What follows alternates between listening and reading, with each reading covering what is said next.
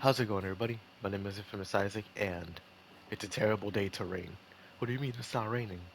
It's raining. But I'm here today to talk about slash review Lostbelt 4 for Fate Granddaughter. Wait, what's it called again? Hold on. Where are you at? Material, main records, Lostbelt, some Samsara of Genesis and Terminus, Yugakshetra. Weird. I don't know how to pronounce it, but basically Lost Belt 4. So I'm just gonna go over it. I'm gonna give y'all my opinion on it, and that's gonna be that. I'm trying to I'm trying to work better on not just retelling what it is and then giving my opinion on the last couple of minutes of it. Like I'll try to do both, but not so one-sidedly, is what I'm trying to say. And also, I'm sorry for not uploading yesterday. I was trying to finish this video in time for yesterday, but I wasn't able to. I just got busy and this last boat was really long. But let me just get right into it. So Lost Boat 4, right, takes place in India, and this is the fourth one out of the supposed seven that we have to go through. But this one, I'm gonna just give my opinion outright. I liked it. I liked it a lot.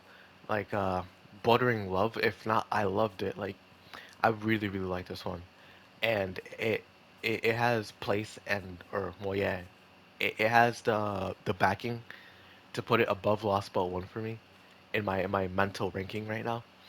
But Lost Ball 4 was really good. Like, you know, you start out at the beginning, and I'm really interested because you have this whole cycle, right? You have a repeated cycle of you have the beginning or the Yuga cycle, which you have the beginning, which is really good. You have the middle, which is it's all right, and then you have the end, which is horrendous. Where the beginning, it's all flowers, it's very beautiful looking place. You have the middle, which you start looking more arid and vapid, looking more normal, and you have the end where it's looking like legit just arid and vapid and dead. Like this place looks like it shouldn't be alive right now. And I thought that was pretty cool. You get introduced to all these characters. We get placed like in the middle of it in the beginning, and we're just going through, looking at everything, like seeing what's going on, trying to understand what's happening. And we get thrown into the pit immediately, because like around like section 5, we meet Arjuna, and Arjuna is the main, oh, yeah, the main bad guy of this Lost Belt because he's a god. And, Arjuna in the normal game, he's just a normal archer. But in when he's an alter, he's a berserker and he's literally a god because he has every divinity in him because he took all of them in this Lost Belt. So he's literally like he's crazy. He's actually cracked. And we witnessed that firsthand when he comes down and he obliterates the. Oh shoot. Uh, I'll uh, I'll answer that in a second. Uh, when he obliterates this cycle and he restarts it, reincarnation basically. That's the whole point of this one, is that every cycle is reincarnation. So the ending, you know, it's Arjuna going through the cycle and trying to find out what to purge because he's trying to make the perfect world. So in the beginning, everything's perfect, everything's good because it's a new cycle. But then as it goes on through, he's trying to find everything that he needs to take out because imperfect beings to him are people who are injured or people who don't believe in him and people who he sees as a threat. So at the end of that cycle, he purges them, and in the new cycle when it starts, people do not remember what those imperfect beings were. Like they don't have any place in their memory. So it's just they're gone, but they feel like they should be remembering something. It's not a perfect strategy, but it's almost perfect. And so we witnessed that. We also summoned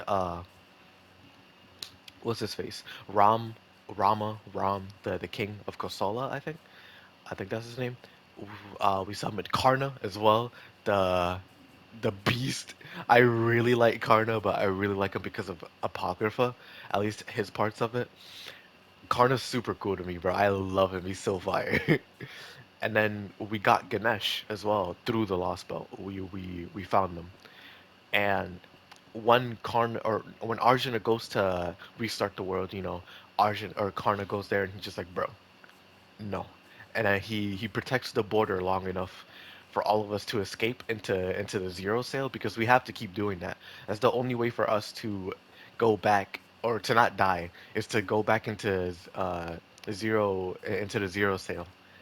And it's cool, honestly. I think it's such a cool mechanic on using the shadow border. Like that's so creative. I just had something stuck in my throat. Like I wanted to say something, but the air just didn't like push the words out. It's weird.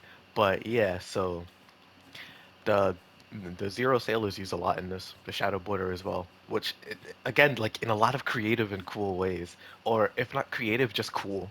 It's sick. But then the uh the the cycle, there you go, the cycle gets restarted, the reincarnation process happens, and this is the first time Karna is gone because he had to defend the shadow border so we could go into a zero sale. And I'm using a lot of terms like that you wouldn't understand until you go through the Lost Belt, so I'm sorry about that, but I'm just going off of the basis that you either played the story or watched the other videos, even though I never explained what a zero sale was. So hopefully you just play the story or look it up because it's gonna not make sense if you don't know what's going on. But anyways, so first reincarnation, we're trying to find ways to stop Karna or Arjuna because this is crazy. He's legit ridiculous. And so we meet Lakshmi by going to a rebel camp. Since the first time that we met the insert child character to make us feel bad about the Lost Belt. If the whole living status of the Lost Belt doesn't make you feel bad enough, and we go to Lakshmi Bai's village. We meet her. We recruit her after a lot of I don't trust you type stuff.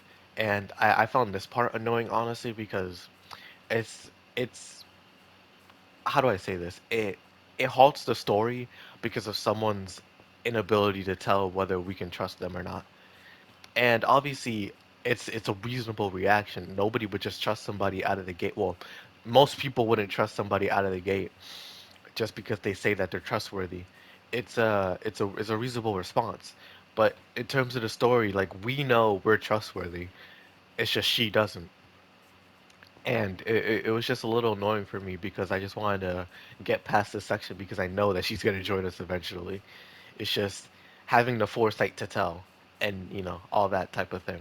It's more of a nitpick than it is an actual complaint because this Lost Ball is really long. Like it rivals what's it called?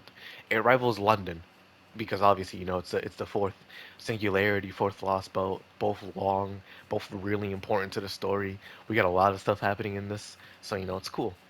Naja, by the way, is gone. Naja got cooked in the first like 5 sections because another Naja is there. Really weird. Got summoned through the lost belt and it on one hand it's like, oh, Naja didn't really get much character development compared to everybody else, but then again, Naja didn't need any character development because she already got it from Lost Belt 3 and in between Lost Belts. So I don't mind it as much because I like her enough, and B, she already got it, so it's whatever. But on the other hand, it's like, dang, yo, she really got clipped off in the beginning, bro, like a hanging toenail, just gone. Like, unfortunate. But back to it, so all that's happening with me Lakshmi Bai. We fight oh my gosh. One of the three people that Arjuna gave divinities to. I don't remember their name, but one of the three divinities. So you have William Tell, you have Asclepius, and you have Asvataman, I think that's how you pronounce his name.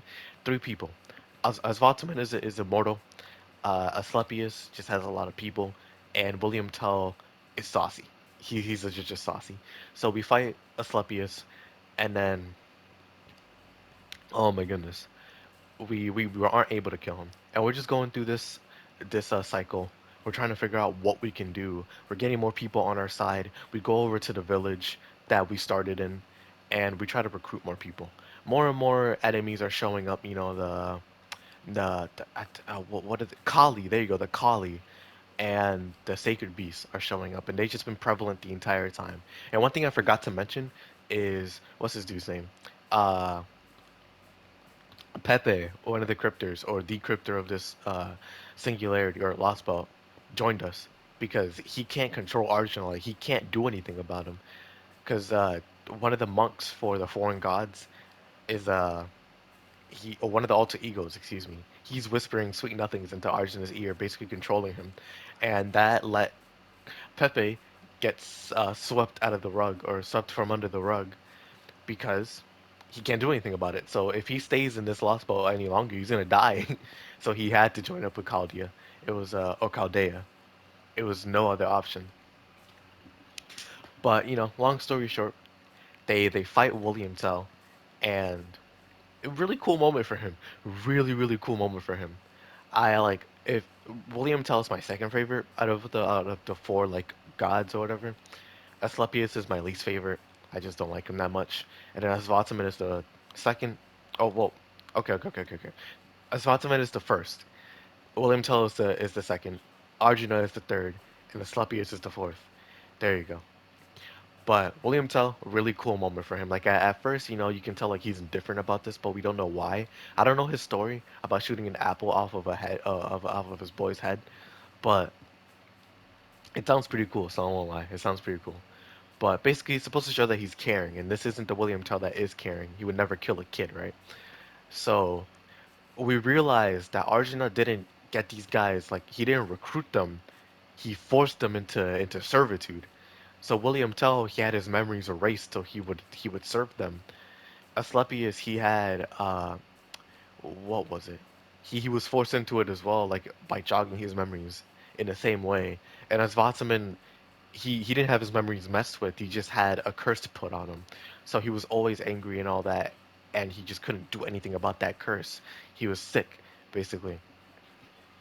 And William Tell, he defied uh Arjuna because we told him about the memories of his past life that he didn't remember. And once we had to leave for the second reincarnation, he goes to Arjuna. He just starts boxing him, bro. Obviously, like he's human. He's only human, but he put up a fight, bro, enough for us to leave, and it was so cool. It was so cool. And then we learned that the monk is, uh, dang, what is this dude's name? Ashia Doman. There you go. His name is Ashia Doman. So we don't know that, but we like I know who Ashia Doman is in this game. So I'm just saying it now, pulling the blanket off. Ashia Doman is there. He's the one that's whispering sweet nothings into Arjuna's ear, and the cycle restarts. But at the end of it, we pick up Konyaskanya again, but we have to because she's gonna blow us up if we don't take her with her. And now she's in the shadow border with us again. But this time, she's in a prisoner. She's more like uh, not a victim, but like a survivor. She's on equal footing with us, basically. But I really like this, right?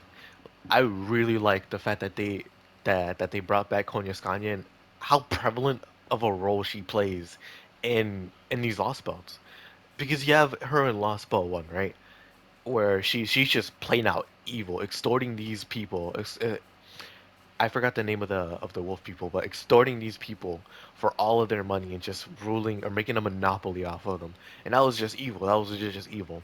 And I was thinking off of that, like, oh, she's gonna be evil, bro. That's a whack. And even off of the first interaction that we had with her in Chaldea, like, that was just evil to me too. Like, oh, okay. I I don't really see a reason to like her.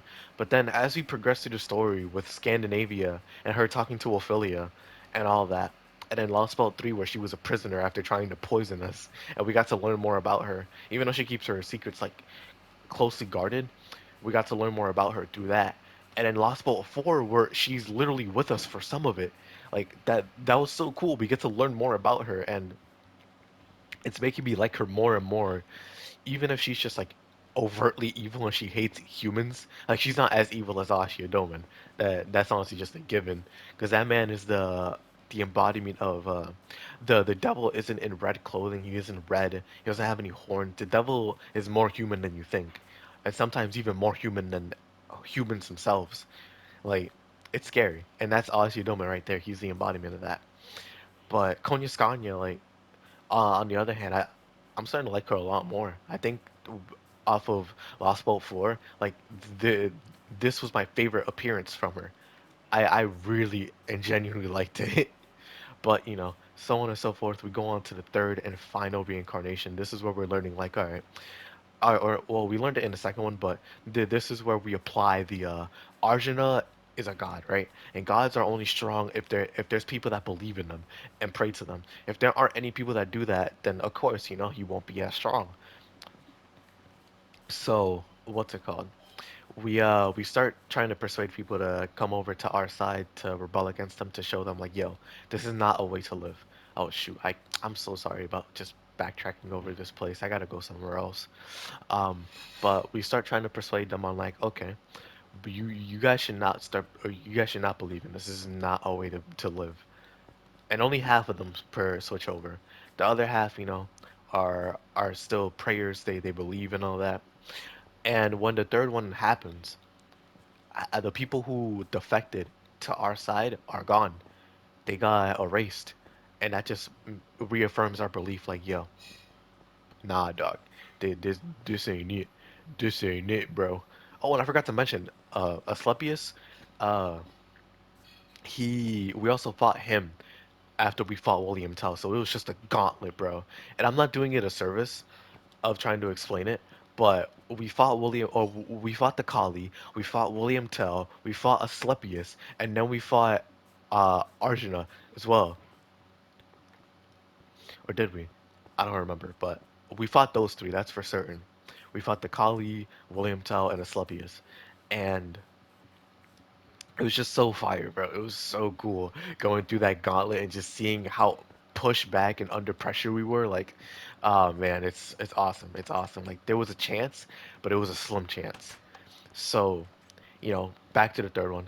Basically, we have to go over to Svartaman since he's the only one left from the three divinities that Arjuna put out, and we go over to him. And he honestly, again, he's my favorite. Like he's legit my favorite.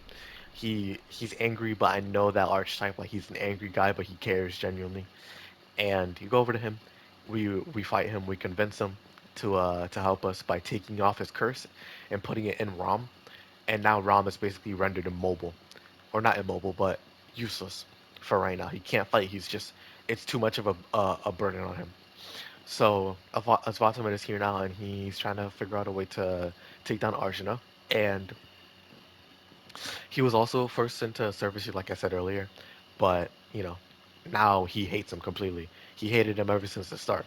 So now he has a full reason to just rebel and actually have a chance to win.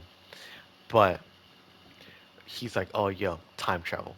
I can do it because of Shiva. Shiva's the one that was put in me. And so he sends Ganesh and Lakshmi Bai back in time. And we also learn that Lakshmi Bai isn't like Lakshmi, that isn't the god that was put in her. Since a lot of the people in this Lost Belt are pseudo servants, or like they have divinities put into them. Lakshmi Bai isn't Lakshmi, it's Alakshmi, which is the misfortune, I think. Yeah, I think that's what they mentioned.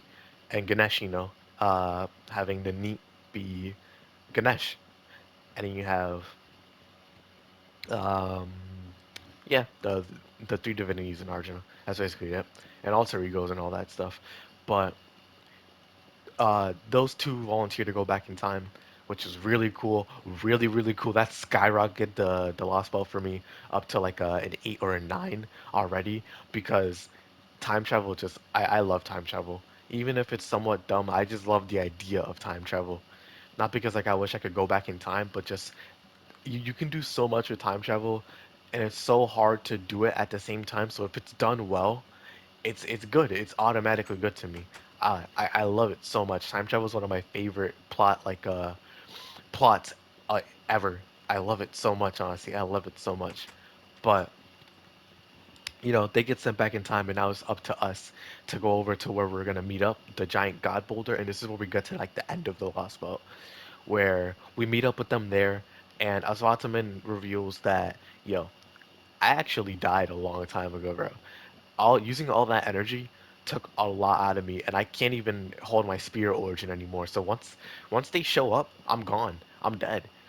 And they show up and they had, oh my gosh, they had some really, really, really good scenes with them, with Lakshmi Bai and Ganesh, where it shows the mental toll that it takes on somebody to sit through like 1,000 years, 2,000 years of just being conscious.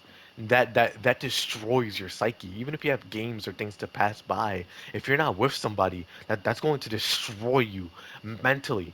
Even if you're able to withstand it physically, you won't be the same person if you aren't able to survive it. If you aren't able to hold the taxing pressures of just being conscious through a long period of time by yourself. Lakshmi Bai at least was able to just stay as an item, so she wasn't conscious at all. But Ganesh was, and that like that made me tear up. Honestly, that really made me tear up, and I loved it. I loved it. Like legit, I just loved it. But they show back up Ganesh. She's crying after she put up such a brave facade. Lakshmi Bai, same thing, same facade, but she wasn't crying. They go over to fight Arjuna, and Aswathaman and Pepe get left behind because he tells them about he can't stay here anymore. And I really like the relationship that they have with them, because most servants in these lost boats, are they serve their own purpose, but the crypto servants, they have a genuine bond, like the same thing with the main character and Mash, like Masha. So it's nice to see other people have that same bond, like Kadak and Anastasia. Like even though they probably had the worst bond, it was all right. Like it was cool. And you have Sigurd. Actually, no, Sigurd and Ophelia probably had the worst bond because they were terrible, bro. They were legit terrible. Like because we realized that Surtur and all that, so Surtur was just using Sigurd the whole time, and then Sigurd defects to our side once he realizes that Brynhild is here. So Ophelia's probably had the worst one, bro. I'm not gonna lie to you. If it was Sigurd normally, then yeah, he'd be fine or she'd be fine, but it wasn't. And then you get to Lost Spell 3 with or Yume Ren and Lang Ling, and they actually had a pretty good relationship, like a really good one. Lang Ling being like not a silent, but an honest, wears his heart on his sleeve, reasonable guy, and then Yume Ren being, not that. But you know, this one, Lost Spell Fours, uh, Aswataman and Pepe, they had a pretty good relationship, even though they didn't have a good contract. It was nice to see. Yeah, they had a really good relationship. So going forward, we're getting to the end of it where things are building up, and as Ottoman, once he dematerializes, we get one of no, my favorite scene in the entirety of the Lost Belts, if not the entirety of this game. Like only things that match up to it are Musashi fighting Ivan the Terrible, or I think yeah, I think that's him. And Mash during the Solomon arc, like well not arc but like story, where she puts up her shield and that last image of her. But this, I loved it. I loved it so much, and it was Aswataman going into like a void space before he dematerializes to meet with Karna, all the way back from when he almost died, if not did die, fighting Arjuna or deflecting his blast. And Karna and Arjuna have beef, or I guess they do. I don't really know their lore, but they have beef. So Karna's the only one that can really fight him on equal footing, but he doesn't have the power to. So Asvataman and Karna are like, yo, all right, so we're gonna train you up for like as much time as we need in here, and you're gonna become strong. You're gonna become cracked. You're gonna harness your spear and become the god, bro. And then he also takes Asvataman as a spirit, like as a divinity, to help boost him up. And that gives him a lot of power, like legit a lot of power, but not enough power to fight him still. But it was so cool because of the fact that as Vataman, like you play as him, you play during the mission as him and you're fighting Karna, and he's just clapping you, bro. He's legit clapping you, but he's immortal, so he can't die at all. He has unlimited guts, and you have to kill Karna, or at least like get him down. to zero, but not kill him. Do a like you have to do it. There's no like you stop the mission halfway. You have to do it, and it's so cool, man. It's so cool. I love stuff like that, man. I love like the that training arc basically. It was a training arc, and that made Karna even better. That made Svatman even better, and that made his return even better. Like, oh my gosh, man, it was so cool. And then he shows up. He's ready to box Arjuna, but he's not able to. So this one thing that we noticed throughout this entire this entire cycle is that we're not going out to zero cell anymore. This is it. This is our only chance that we have to beat Arjuna. So once it hits like the end of it, it breaks the clock that we have in game to show like, oh shoot, the Yuga cycle's gone crazy. It's losing its mind. So as we go through that, we leave to find where Arjuna went because Arjuna and Karna were fighting, and he went to the tree. He went to the tree of emptiness.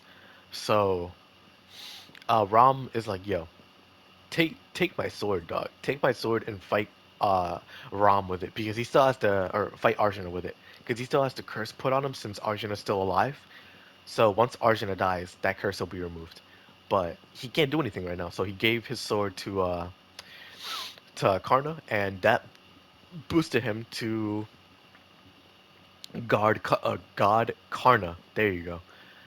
And now it's time for the beef. Arjuna and Karna fight, and then we have to fight the monk as well, and we also have to fight the the tree of emptiness. So this is it. We fight Arjuna. We win. Some really cool speech about how uh, he can never be a god because he still has Arjuna in him, and Arjuna will always have emotion towards Karna, so he can never be a god unless if he removes that human aspect. So it was never going to be the like his plan was never fallible, like or infallible. There you go. His plan was never infallible. It could never work as long as he was still Arjuna. So he disappears. The curse is lifted off of him, and Pepe is like, yeah. So it was fun and all, but I still have to defend the tree because I'm still a cryptor, and it's not out to be evil or anything. It's legit just that is his duty as a cryptor, and he has to do it. And since Karna used Asvataman's body as the vessel, he disappears, and Asvataman comes back. Because he also had the divinities as well. So he was able to come back, and we have to fight them one more time. Like, but how it was actually supposed to be, where Asvataman and Pepe are master and servant duo, and we have to fight them as a master and servant duo, like me and Mash or whatever. Or well, the main character Mash, not me. I'm not gonna go that route. That's cringy.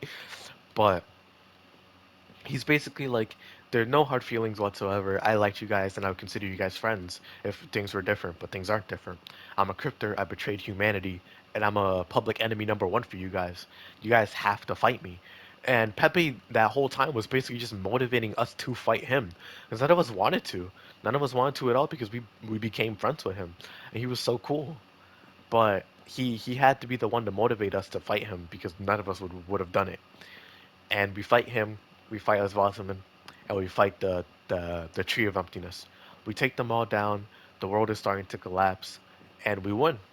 We beat the Lostbelt, and we get a final scene with Asclepius helping out a child one more time because he actually didn't die. We beat him, but he didn't die. And we also get a scene with Asha, the little girl who is here to make us feel bad for killing Lost Belts or whatever. And we are the ones that tell her like, yo, your dad is dead, your dog is dead, and this lost ball is not right. You should not be happy with this. We tell her the truth because Mash wanted to tell her the truth, and she even says it herself. I don't know if this is to make me feel better or if it's the right thing to do, but I felt like I needed to do it. I felt like I needed to tell her, and we're just like, all right, that's fine. I'm not gonna judge you for it. It might have been selfish, but I understand. And we leave. We leave the last spell with Asha having the last remarks, saying that she just starts crying. She cries herself to sleep, trying to remember her father, who she can't even remember his name, or her dog, or anything like that. She just remembers that there was somebody that left an empty void in her because he's dead, he's gone. And that's it. That's the end of Lost Boat 4. Very depressing. Very, very depressing. Like the whole concept of it is just it leaves a void in your heart. Literally. You won't remember the people that you love if they're viewed defective by a god. It's you're not living honestly. You're just alive at that point. You're not progressing society because they Arjuna is keeping them stagnant. Anybody who is trying to progress or change things or do anything about this situation is viewed as defective and imperfect, and so they're erased like Hakkaid, and it's just it's a dark, it's a scary and dark thing to think about. That's how humanity would be like. It's peaceful. It's peaceful as long as you follow the rules, and even Pepe mentions that like this is a peaceful place to live. Obviously, there's the bad things about it, but compared to humanity in proper human history, so our history, it's way better because you don't have to worry about the strife and turmoil and living, the taxing role of living. But then we just mentioned like, but you can't progress. And in terms of fighting for that humanity, we know ours is better. Not out of like a place of arrogance and ego, but legit, it is the only way to live because we progress. Progressing and stagnating, while you stagnate and you have peace, progressing, it comes with the pain, but you make life better for other people in the long term. It's an investment, basically. It's legit an investment. So that's the whole argument this whole time. With Lost Belt 3, with Lost Belt, well, not with Lost Belt 201 because Lost Belt 201 just sucked, like, in terms of living there. But Lost Belt 3 and 4, it may be peace, but you're not progressing. You are never progressing in these two. So, that's the argument that we have. But yeah, to round off this video, I have to give this Lost Belt a 9, a complete 9 out of 10. At its worst, it's like an 8, or at its worst, it's a 7.